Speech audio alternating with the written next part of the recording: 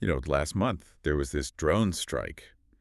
It hit a data center in the Middle East, and it wasn't a military base, right? Right, yeah. Not a weapons depot or Yeah, anything. exactly. Yeah. It wasn't a power plant either. It was literally just a strike on a warehouse full of servers. Yeah. And for me, reading that detail, it just completely shattered this very specific illusion I think we all have. Oh, the ethereal cloud concept? Yes.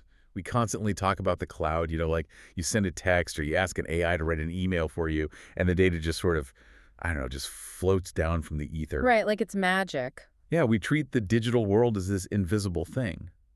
But today's deep dive really proves that the invisible cloud has, well, suddenly become the most fiercely contested physical territory on Earth. It's a massive wake-up call, really. The digital world is just aggressively colliding with physical borders, real-world infrastructure, and global geopolitics. It really is.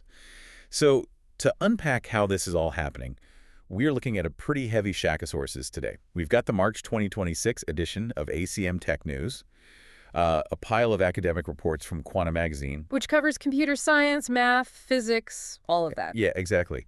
Plus a 2026 Tech and Science briefing and a highly specialized ACM Tech brief on AI systems. And just to jump in real quick, we should probably note right up front for you listening, these sources dive into some highly charged political territory. Oh, absolutely. Yeah, the materials outline the U.S. Trump administration's new cybersecurity strategies, and they detail some pretty intense geopolitical roadmaps coming out of China. So we aren't here to pick sides, play politics, or endorse any viewpoints today. Right. We're strictly cracking open the data to see what these strategies actually are and how they operate. Perfectly said. So, our mission today is to equip you with a cohesive understanding of how AI and quantum advancements are basically, well, fundamentally reshaping our world, from national security down to your local job market and the literal power grid. So much of it is physical now. Yeah. So let's jump in. Before we look at how AI impacts your daily routine, we really have to zoom way out. We need to look at how nations are suddenly treating AI less like a software tool and more like a territorial border. It's a profound shift, honestly, the way governments are viewing large language models, or LLMs, right now.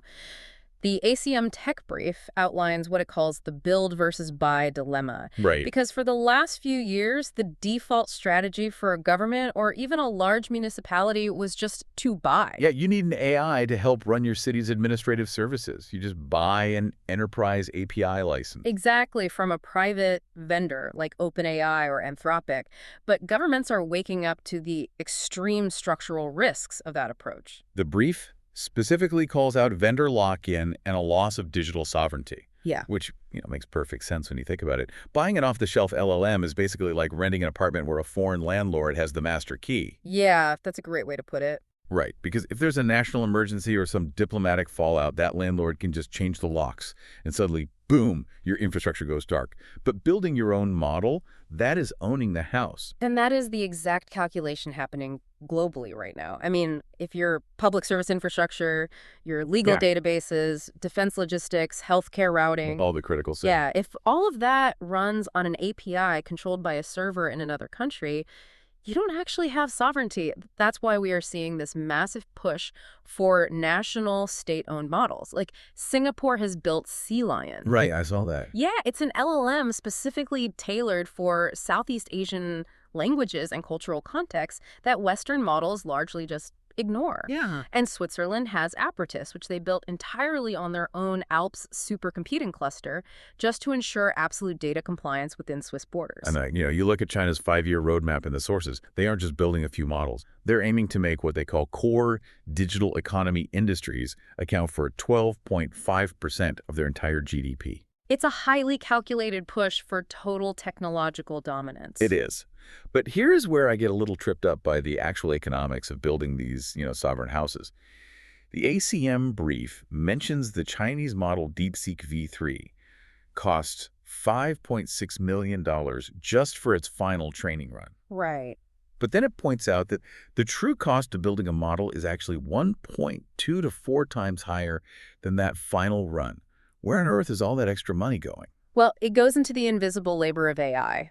That final training run you mentioned is just the last lap of a very, very long marathon. Okay. That 1.2 to 4 times cost multiplier, that comes from the immense data preparation, the human feedback reinforcement. All the manual tagging and stuff. Exactly. The parameter tuning, and honestly, most importantly, the failed runs. I mean, you don't just hit compile and get a perfect AI.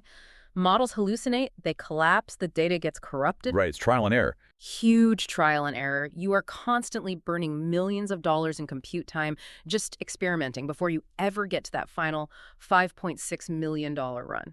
Okay, so knowing that staggering ongoing price tag, is it actually worth it for a government to foot that bill? According to the brief, the answer is a resounding yes. Because the cost of not building it is just permanent dependency. They call these early option-preserving investments. Option preserving, meaning? Meaning, if a nation delays building its own AI infrastructure now just because it's too expensive today, it creates these lasting skill and knowledge gaps. In 5 years, they won't even have the engineering talent required to build a model if they wanted to. Oh, wow. Yeah, they lose the talent war, and ultimately they lose their sovereignty. So governments are heavily incentivized to build. But building requires immense physical materials. And this, I think, brings us right back to that drone strike. Our ethereal digital boon is crashing hard into physical reality, and there are real-world casualties. Exactly. The Tech and Science briefing highlights those drone strikes on Amazon-operated data centers in the UAE and Bahrain. And to answer why a data center is a target, it's because those servers aren't just hosting social media feeds or streaming movies anymore. Right, they are hosting military operations, government admin, the core banking sector of the region.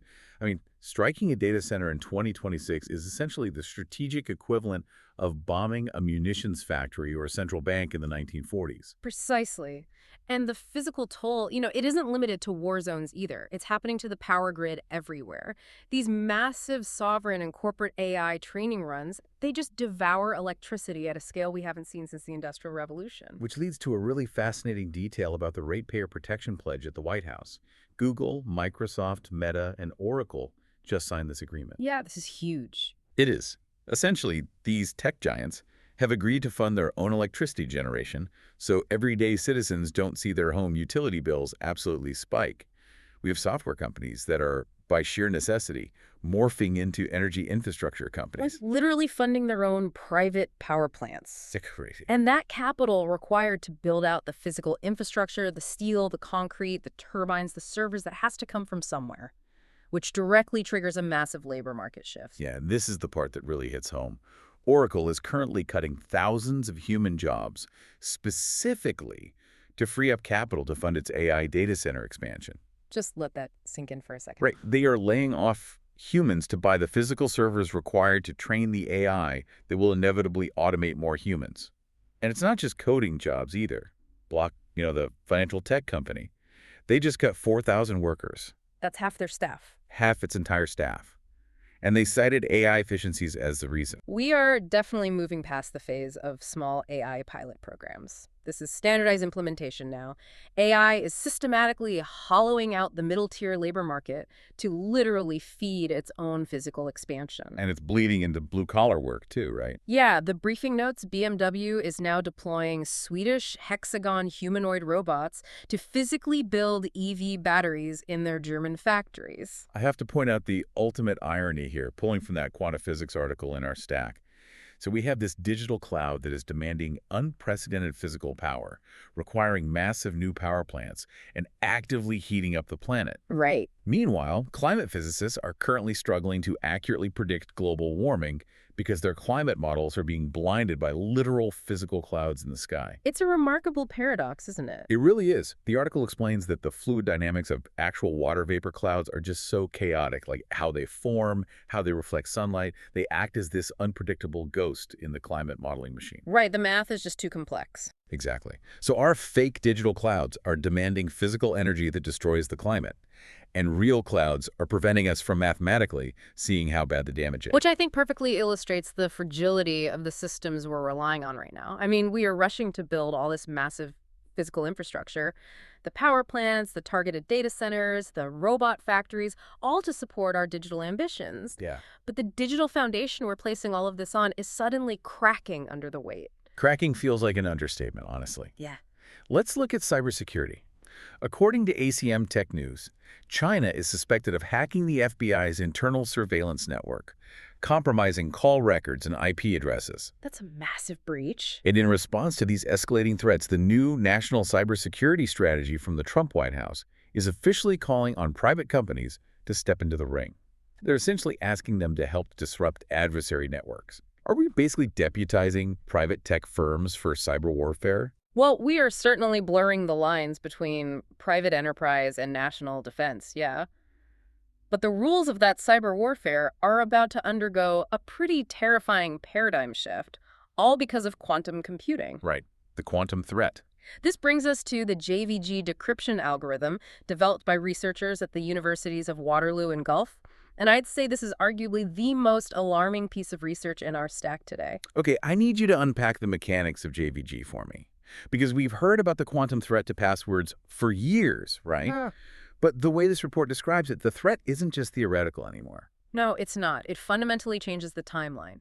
To understand why, you have to look at how we protect data today. The global banking system, military communications, your personal emails, they all rely on encryption standards like RSA and ECC. Right, standard locks. Exactly. And for years, the theoretical threat to these locks was something called Shor's algorithm. But Shor's algorithm requires an estimated 1 million stable qubits to actually work. And we are nowhere near building a quantum computer with 1 million stable qubits. Not even close. So it was always seen as a problem for the distant future.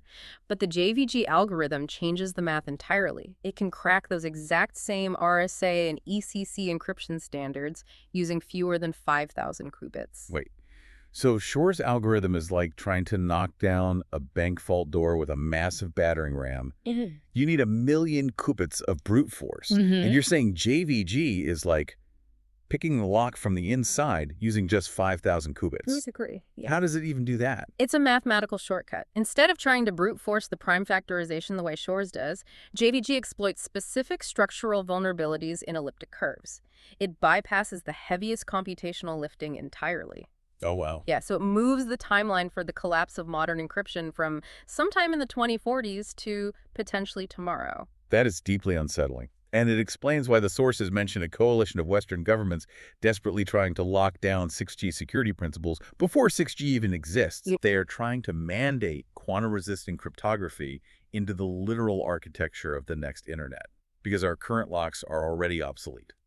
And the vulnerabilities aren't just in our encryption.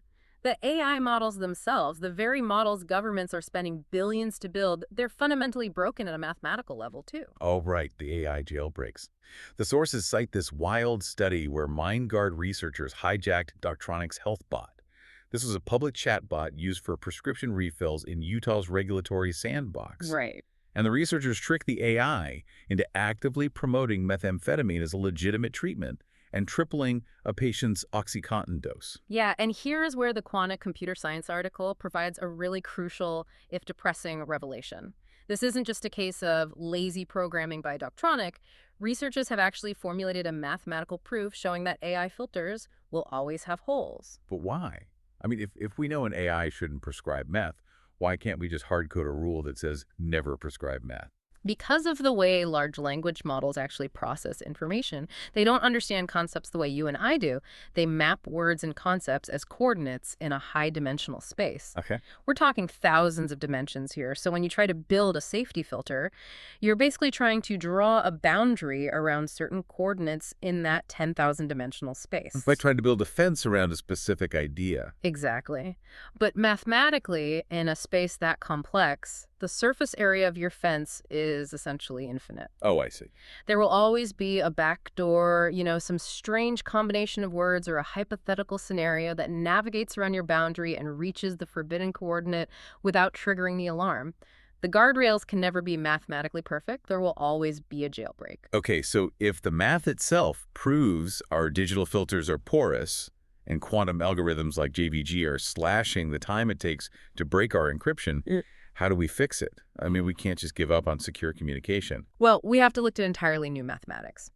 And you actually flagged a fascinating potential solution in the ACM Tech News source, phantom codes. Yes. I flagged it, but I really need you to explain it. Because reading about phantom codes honestly sounded like breaking the laws of physics. It says they allow logical qubits to become entangled without physical manipulation. How does abstract math manipulate a physical quantum state without touching it? It helps to first understand the core problem of quantum computing, which is error rates.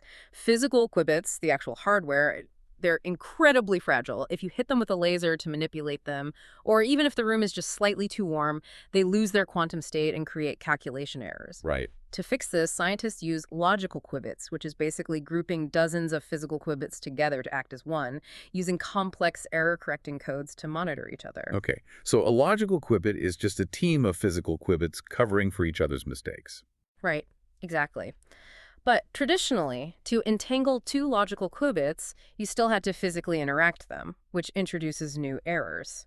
Phantom codes are this brilliant workaround developed by researchers in the US and Switzerland. Okay. They use mathematical correlation. They structure the initial measurements in such a highly specific way that the logical qubits become effectively entangled through the shared mathematical framework of the error-correcting code itself, rather than through a direct physical operation. So they are interacting through the math without the hardware physically bumping into each other. Precisely. And simulations show that using phantom codes results in up to 100 times greater accuracy. That's massive. It is. It doesn't work for every single type of quantum computation, but for processes requiring massive entanglement, it stabilizes the system. It's a prime example of using abstract mathematical structures to bypass physical hardware limitations. That is incredible. But, it also really highlights the extreme complexity of the modern world. We have infrastructure under physical attack, encryption facing a quantum threat, and AI models that are mathematically proven to be jailbreakable. Mm-hmm. How are regular people actually responding to this overwhelming fragility? Wow. Because the sources suggest a massive push toward extreme protectionism and hyperlocal regulation.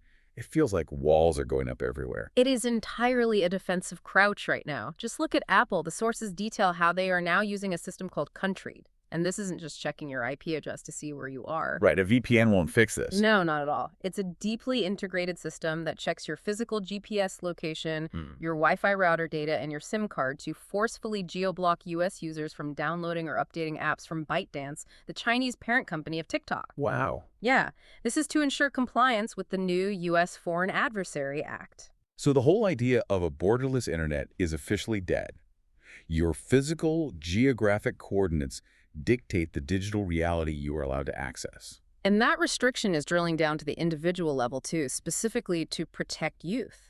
Indonesia just became the first non-Western country to implement a blanket ban on social media for users under 16. What's really notable about that is that Tim Berners-Lee, the actual inventor of the World Wide Web, is actively supporting these kinds of bans. Yeah, he is publicly condemning the addictive algorithms and the dependency-driving features of modern platforms. When the guy who literally invented the web looks at what it has become and says, keep kids off it, you really have to pay attention. But here's the strange duality of all this. We are terrified of the macro-level risks, the cyber warfare, the quantum hacking, the addictive algorithms, but on a micro level, AI is still weaving seamlessly into the fabric of everyday life. We are integrating it everywhere. Oh, the momentum is totally unstoppable. The sources show Ethiopia rolling out smart AI police stations. Citizens can report crimes to touchscreen booths via remote video links, bypassing traditional bureaucracy. And in the U.S., Syracuse and New York City are using AI-tracked snowplows to dynamically manage routing and predict insurance claims during blizzards. And in China, parents are literally outsourcing their parenting to AI. Yeah, the briefing mentions parents using tools like ByteDance's Do Bao to supervise their kids' homework, correct their grammar, and the AI even uses the device camera to monitor the child's physical posture while they study. We are surrendering to the convenience of the technology even as we build walls to protect ourselves from it. It's quite a paradox. But there is a distinct note of optimism in the research, found deep in the quantum mathematics section. A concept researchers are calling green math. Green math, I yeah. love the sound of that. How does math become green? It relies on something called applied category theory. Think of category theory as the math of math. It doesn't look at numbers, it looks at the universal structures and patterns that connect different mathematical concepts.